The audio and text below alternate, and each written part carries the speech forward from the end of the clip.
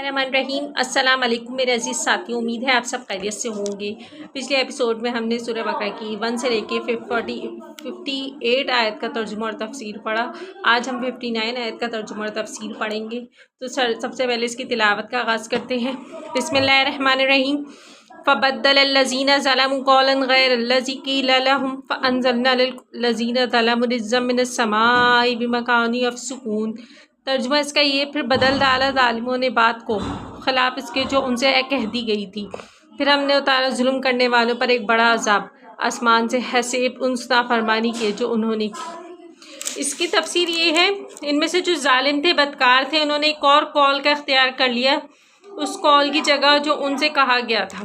یعنی جو ظالم اور غلط لوگ تھے، انہوں نے ایک ایسا قول اختیار کر لیا جو غلط تھا۔ ان سے کہا گیا کہ ہتاتن کہتے ہوئے داخل ہونا، ان سے کہا گیا تھا کہ ہتاتن کہتے ہوئے داخل ہونا، لیکن انہوں نے اس کے بجائے ہنتاتن کہنا شروع کر دیا، یعنی ہمیں تو گیوں ہی چاہیے، گیوں ہی چاہیے، یعنی انہوں نے غلط چیز کا انتخاب کیا کہ ہمیں چاہیے، گیوں ہی چاہیے، گیوں ہی چاہیے۔ دراصل من و سلوہ کھاتے کھاتے بنی اسرائیل کی طبیعتیں بھر گئی تھیں، یعنی من و سلوہ کھاتے کھاتے بنی اسرائیل کے لوگوں کی طبیعتیں بھر گئی تھیں۔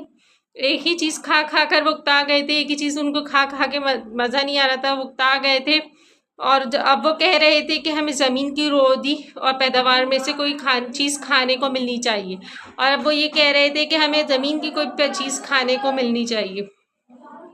اس خواہش کا اظہار ان کی زبانوں پر ہنتاتن کی صورت میں آ گیا، تو اس خواہش کا اظہار انہوں نے ہنتاتن کر کے کیا۔ اس طرح انہوں نے اللہ تعالیٰ کے اس حکم کا استزادہ تمسخر کیا۔ اللہ تعالیٰ کا جو حکم تھا اس کا بجا نہیں لائے وہ، جو انہوں نے وقولو ہتاتن کے الفاظ میں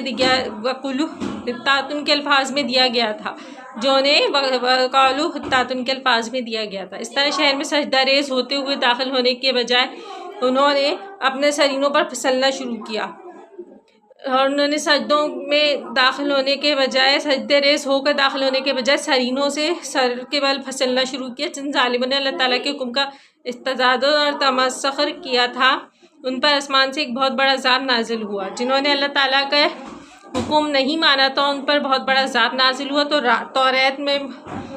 تورات سے معلوم ہوتا ہے کہ اریا شہر میں پہنچنے کے بعد انہیں طاعون کی وبا نے آ لیا۔ جب وہ اریا شہر میں پہنچے تو انہیں طاعون کی وبا نے گھیر لیا، اور جنہوں نے یہ حرکت کی تھی وہ سب کے سب ہلاک ہو گئے۔ جنہوں نے بھی